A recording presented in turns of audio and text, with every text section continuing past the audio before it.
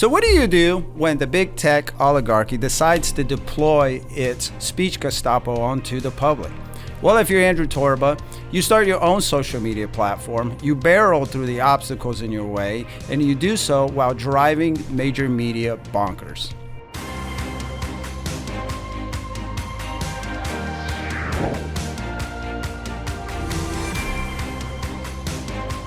I'm Paul Dragoo, and this is Freedom is the Cure. Joining me today is Andrew Torba, the CEO and the founder of Gab, the social media platform. Thanks for joining me, Andrew. Thanks for having me. Pleasure to be here. Now, Andrew, you started Gab in 2016 after having spent some time in Silicon Valley, where it sounds like you were a little ahead of the curve and noticed the censorship culture and apparatus that was building there. And so you decided to do something about it. You started your own social media platform. And I got to say, man, looking from the outside in, it seems to have been one heck of a ride from you. Just from the outside, I see that you've been canceled and deplatformed by email services, hosting services, Registrar. You've even had your whole family, it looks like, blacklisted by Visa. It's been one thing after another, it seems like. And of course, you're a mainstay in major media. You're a mainstay target of major media. Looking back, did you anticipate this is how rough it was going to be? And looking back on it, would you still have done it? Oh, I definitely would have done it. I would do it all over again in a heartbeat because, what we're doing is so important. Protecting free speech and protecting the free flow of information in this country, especially with the medical tyranny that we're seeing right now, the rigged elections that we're seeing right now, all of this stuff that's going on. People need a place to discuss it and to discover truth. And that's why I would absolutely do it again in a heartbeat. Did I expect that it would be this bad and accelerate this fast? I knew it was going to get bad because, I was living and working in Silicon Valley, and I knew these people. I was in the inner circle of inner circles, rubbing elbows with the who's who of big tech guys. And I knew how they think, and I knew how I was treated there as a Christian, as a conservative. For the longest time, I hid my beliefs. And I didn't want to live really a double life. I didn't want to have private Andrew, who is, a Christian, conservative, Republican, and public-facing tech entrepreneur Andrew, who, was rubbing shoulders with these people who hate me and hate the real me. So I just wanted to be the real me, and I wanted a place where people could speak freely. And I started Gab in 2016 to do that. Yeah. Now, at the beginning of this year, we saw what seems like they'd been hankering to do for a while. Big tech had this huge purging. They had even kicked, which Donald Trump was still the president at the time. They even kicked him off and whatnot. What did that look like on the Gab side when big tech's purge was happening? Did you see an influx of users? Yeah, that was January, February were the two biggest months in Gab's 5-year history. We had millions and millions of users sign up. We had our best revenue months ever. And we had sustained a lot of that growth as well. That's typically what we see is these purges come, every 6 months or so. And every time that happens, we get a nice bump and increase in users. And, I'm playing the long game here. So, the typical mantra of Silicon Valley is you have to, get tens of millions of users overnight or you're a complete failure. Well, that's not how we operate here. We're building slowly, building for the long game here, and building up over time as more and more people realize that these big tech companies hate you.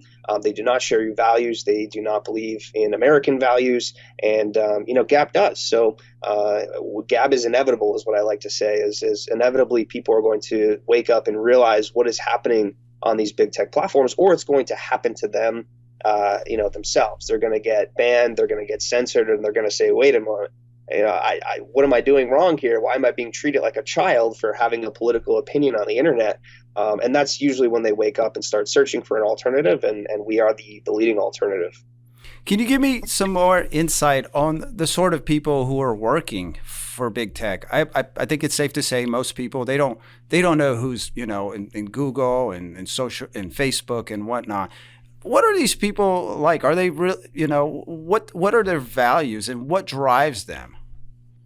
They have the typical globalist communist mantra. That's their value system. They don't see themselves as American citizens. Many of them are not American citizens. They're a part of the H-1B program, so they do not share American values of freedom of speech and individual liberty and all these things that we hold dear here in American culture and American society, American law, for hundreds of years. When you get people in there that are controlling the flow of information, that are controlling the news, that are controlling the communication platforms for billions of people, they're enforcing their values on those people, whether they realize it or not. They do have an inherent bias, and they do have a set of values that are, totally opposed to American values. They're actually more probably similar to European values especially around speech. They believe in things like hate speech, which, the Supreme Court has unanimously ruled is protected by the First Amendment. The Supreme Court doesn't agree on a lot unanimously, and they unanimously agreed on that. And, of course, myself personally, I don't believe that hate speech is a thing. It wasn't even a term in our lexicon until the 80s when, communists in academia came up with the term as a way to silence dissent. So that's what we're seeing it be used now, across these big tech platforms. But fundamentally, they don't share our American values. They don't share our Christian values that Americans hold. And that's a threat to our democracy, as the left likes to say. Now, you do get a lot of crap for some of the folks on Gab. Do you agree with everyone on there, or because you've also said it's like, look, some stuff, just because it's offensive, we're not going to ban it. Do you agree with all the folks on Gab? No, it's crazy to think that people think that I agree with 15 million plus people, right? Like, and that's the thing is, like, there's plenty of people on Gab who are anti-Christian, who say really mean things about me and my family and offensive things. And what I do? I use the block button just like everybody else can use. It's unfortunate that people think that just because there are some people who say offensive things on the site, that I personally agree with them, or that it's bad and that the whole site should be taken off the internet. There's plenty of offensive stuff on Twitter and Facebook, and actually there's plenty of illegal stuff on Facebook and Twitter. Facebook is it's actually the single largest platform for child exploitation on the internet, even more so than the dark web, even more so than porn sites, which is where you think that stuff would primarily propagate.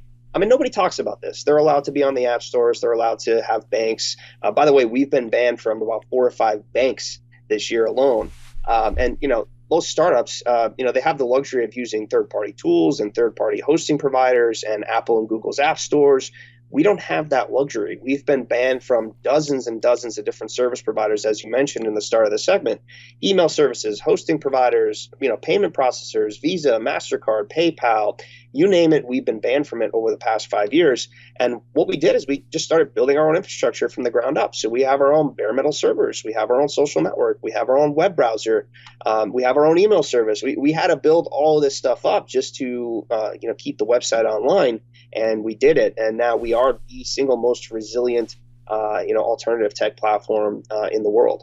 Yeah, you're set, man. It looks like you're set to be so independent where you don't have to worry about being canceled. And it was 5-6 years of hard learning, right?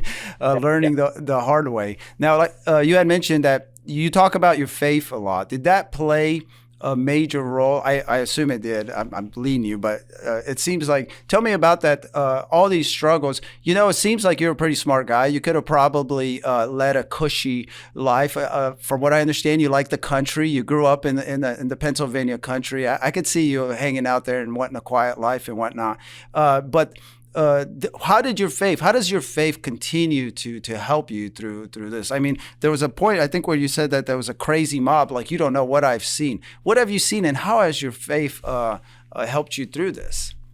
Yeah, I mean, my faith is the core of what has been able to keep me going over the past 5 years. And it's really a core driver of why I'm building Gap. The gospel is now being labeled as hate speech by many of these communists on the left. And I'm not going to live in a world where, we're labeling the gospel and banning Bible verses, on the internet. That is absolute madness to me. And if there's going to be one site that allows the gospel message of Jesus Christ to spread and to be talked about, it's going to be gab.com. My faith has gotten me through so much. I face death threats on a regular basis. They've doxed my family. They've gone after my parents, which, they got an ISIS bomb threat on their home. They had to shut down the local elementary school back in 2016 or Your 2017. parents did? Who got an Yeah. ISIS? The FBI showed up at my parents' home, and some nut job out there sent all the local news stations a bomb threat or something on my parents' house. So, it's not only me that has faced a lot. It's also my parents and my immediate family who's been harassed and stalked and threatened by these crazy people out there who, don't want a place for people to speak freely and have political opinions that differ from them. It's really crazy, just this world that we live in. But my faith is really my rock in what gets me through it and what keeps me going. I think most normal people would probably have given up or stopped by now. But the Holy Spirit just keeps me going. It's just keep going, keep building.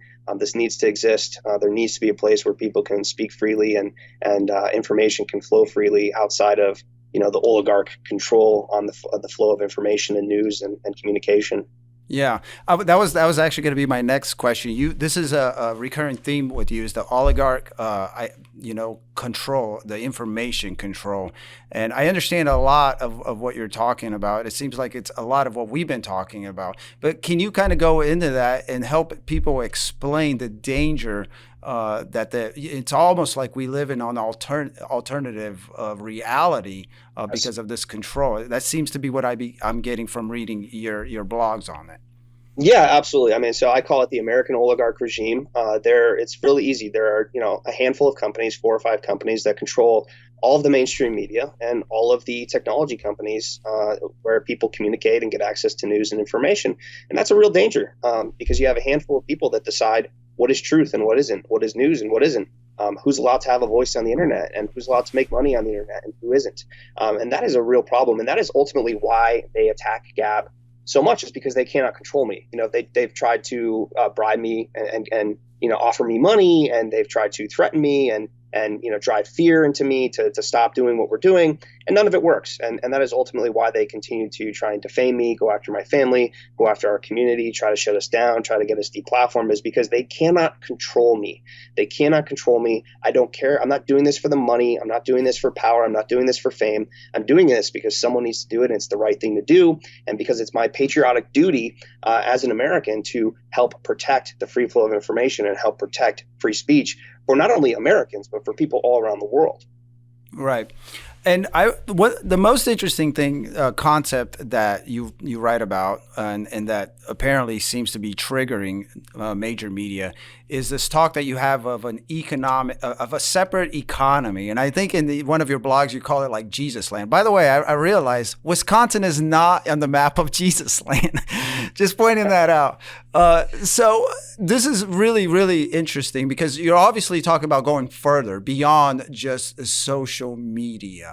What is this separate economy, and how far along is it? What are you envisioning? Is it all supposed to be all white, all Christian?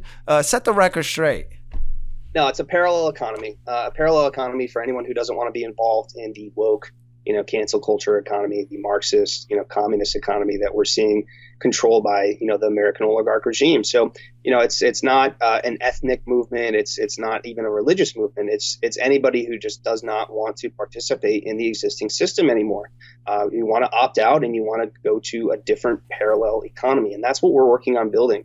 It starts digitally, but I think it's also more of a local movement. I think this country is way too focused, politically on what's happening in Washington, D.C. and on national politics, and we ignore what's going on in our own backyards. We ignore that our school boards are being subverted, by these tyrants. We ignore that our, city councils and our mayorships are being subverted by these tyrants. So we need to get involved more locally. It's a localized movement to take back our own backyards first, and then we can work on taking back, our counties, our states, and, ideally then our country.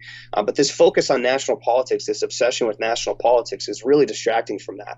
So that's one part of it from the political angle. From the economic angle, it's about building alternative systems and alternative infrastructure. So, we're building Gab Pay, which is going to be our alternative to PayPal, so that people can transact without permission from PayPal, which now has the ADL monitoring transactions there, which is absolutely insane and unprecedented, and really a massive security issue.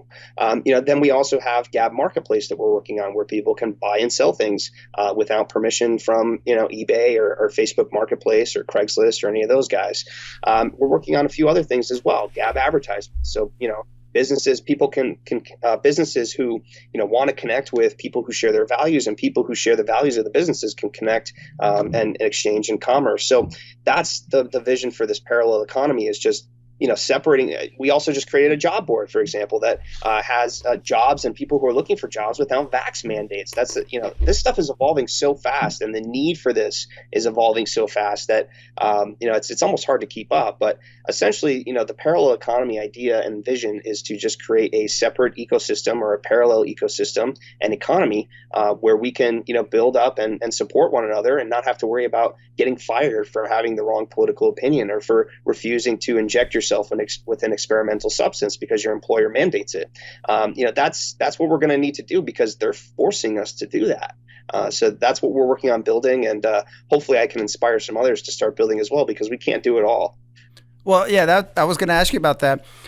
Have you heard, are there other people, whether it be of influence or with businesses or institutions, coming that you're talking to who want to be part of this? Like, for instance, I don't know, maybe someone who owns a grocery store chain or a medical facility or whatnot, because it seems like it's scary. It seems like it's going in a direction where if you're not vaxxed, like I mean, the scariest thing is, like, maybe one day you won't be able to walk into a grocery store and get food, right? At this point, it's not even too crazy to discuss. I did a recent episode with our publisher from the New American, and he had written an article a year ago talking about how the ultimate plan was digital IDs, and it's all part of Agenda 2030. So do you hear from other people of influence and who have, leaders of entities and institutions who are saying, Andrew, I want to be part of this? Is there any of that going on? Absolutely. Yeah. So one of the biggest, demographics of people that is joining Gab right now is doctors who are expressing dissent for these vaccine mandates, or for the vaccines in general, the safety of them. And they are leaving their major hospitals and stuff, and looking to start their own practices. And, wow. It's happening. It's happening right now. And we're seeing people also, I've had several people reach out that are looking at founding new universities, based on religious freedom and individual liberty and free speech and American and Christian values. And there are definitely people out there who are starting things, but this is a massive undertaking. This isn't something that you just build in a year. I mean, this is really an ideological movement that we need to set the bedrock and framework of right now and start building. That's what I've encouraged people, is like, everybody loves whining about big tech censorship and media bias and, this medical tyranny that's going on. Well, stop whining about it and start doing something about it. Start building. And that's what I hope that I can do and encourage people to do, is because, again, if I could, I would do it all. I would do it all myself, right? I would build all these things myself, but I just can't. It's not feasible, at least not right now. So I'm hoping to encourage more people, and I am definitely starting to see that. In fact, when we announced the no vax mandate job board,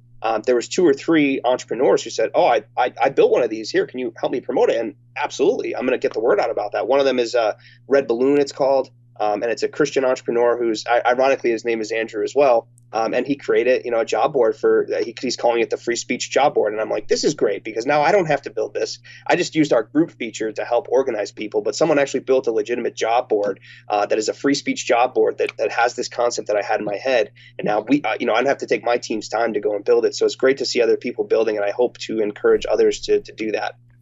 Well, it's interesting you mentioned action. I don't know how familiar you are, but when the John Birch Society started, and it still continues, the main way we operate is education and organization. So we always emphasize, we were the first, and we've been continuing to scream from the top of the mountain of what's really going on with the oligarchy, with this elite internationalists who have their hands in and whether control or major influence, whether it be in government and banking and in media and the corporate world and whatnot. We've been saying that, and now people are realizing that's going on. But we also emphasize we have our action projects, and just 3 of them are save our children from public schools, because that would be really, really important to block the propaganda. We have restored election integrity for obvious reasons. We launched that at the beginning of the year. We should have launched it earlier, but we have been writing about the problem with the encryption machine since 1987. We actually have an article in the New American that far back. And then we have Get Us Out of the United Nations, which was one of our first action projects. And that was back in the 60s, because we realized the danger of these international entangling alliances. Right. And so what we do is we work to educate, and then we try to get folks organized to work within the system, the electoral system. So well, I want to finish off with action. You mentioned a series of things that you're doing and whatnot. Maybe someone's listening and they're saying, I don't know, from the big tech expert or from the tech expert, what are some real practical things that you would admonish people who are listening and watching to do as soon as possible? Download all of your data from Facebook and then delete your account. That's the number one thing, right? Stop making these people money. These people use their money to influence our elections and to rig our elections. They use their money to build these censorship machines, to use artificial intelligence to shut you up if you have the wrong political opinion. They've banned a sitting president of the United States from their platforms. Why do you continue to use their platforms and allow them to track you across the internet and track everything you're saying, everything you're doing, and then use that information to sell to advertisers to make money on you? You are the product there. So that is the number one thing that you can do, is opt out of the existing system. And then the second thing I would say is look at the brands that you're supporting in the store. Are these brands supporting, cultural Marxism and communism and all these woke propaganda nonsense? If they are, why are you giving them your money? It's very easy to go out there and find alternative businesses or alternative sources of goods and services built by people that support your values. Support those people. We need to lift up and prop up one another and stop propping up and giving our money and our time and our energy and our data to the enemy. That's the number one thing that you can do, and it's very easy to do. It's much easier than it sounds. So that's my advice. And of course, get on Gab. There you go. Gab.com, right? Get on Gab. And I would say too, on the education stuff, I know you guys have done a lot of great work in that. I know I'm very familiar with Reconstructionism and Rushdie and all that stuff. So, that is also a great thing, is get your kids out of these public schools. They're masking our kids. They're now a lot of schools. One of my biggest initiatives right now is with colleges, because I have people reaching out to me saying, I'm a student and my college is mandating vaccines and I'm not going to get it. And they've rejected my religious exemption. So what do? You got to leave. You got to stand on your principle. If you all leave, if we all stand together, and are they going to fire us all? Are they going to boot us all out of school? We're going to find out. We're about to see the biggest game of chicken in the United States history coming in September between all these schools and all these employers that are mandating these vaccines. Are they going to fire us all? Are there going to be tens of millions of people that are now unemployed and now out of school? We're about to find out. But I think we need to hold the line, and we need to hold steady and not give into medical tyranny. And just, it's religious freedom, it's medical tyranny, it's bodily autonomy, it's all this stuff rolled up into one. But the bottom line is that, your employer has no business, in your healthcare life. That is your personal privacy. They have no right to mandate you inject anything in your body that you don't want. And that is the biggest issue right now by far. Right. Well, is there anything else you want to add, Andrew, before we get out of here? I think a lot of people right now are fearful and they're in despair. I see this. I get messages every day from people saying, I don't know what to do. I'm going to lose my job, or I'm going to get, court-martialed from the military, or I'm going to get kicked out of school. Like, I don't have any direction of what to do. So people are very fearful. They're very uncertain right now. There's a lot of despair. There's a lot of, people that are hurting in many different ways. But, for me, again, it goes back to my faith that God is in control. And I think God has a plan for all of this, hopefully to bring us closer to him and to start some sort of revival in this country, because I think that's the only path forward. It's not Democrats or Republicans. I think we need to start putting God first in this country again. And, from the goodness and the revival of this country will stem from that. So keep the faith. And, you have more people. You are not alone. That's the big thing. Many people feel like they're alone. And that's how the enemy wants us to think, that we're isolated and we're alone and we're the only people that think this way. But, if you get on Gab, you'll find out very quickly that there are tens of millions of other people who think just like you, who share your values and who see what's going on. So just know that you're not alone. And, good things are happening in the world despite all the bad that's happening right now. I've said that before. I not too long ago, I drove across the country when I was living in Montana, all the way down to Atlanta, and I met a slew of people. And this was in COVID mania, during the peak of COVID mania, where you couldn't really go anywhere without masks or anything like that. And I never did put on a mask. But one thing I realized is, like, wherever I was in those states, I realized how much more alike that we were, and that the world in America is not all insane like what we see. These the views that are being pushed on us, the Marxists, whether it be cultural or policy wise. I think we're actually in the majority, man. I really do believe that. I live in a state now that is somewhat of a blue state, and I tell you, I drive around anywhere and you can still see those old Americana values based on Judeo-Christian values.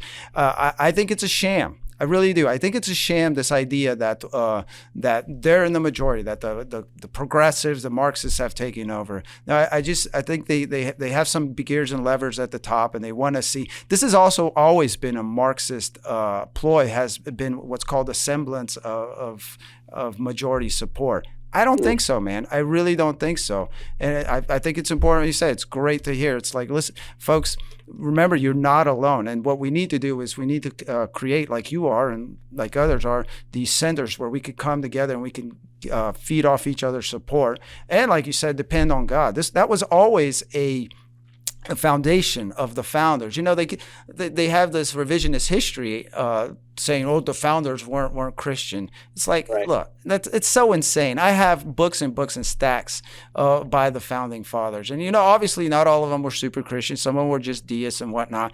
But the values, how do you develop a system without it was developed on Judeo-Christian values, and they're liars. They're liars on multiple fronts. So we really, really appreciate what you're doing, man, and keep it up, and good luck to you, or blessings to you. Keep it up, and I look forward to catching up and seeing what Gab is up to.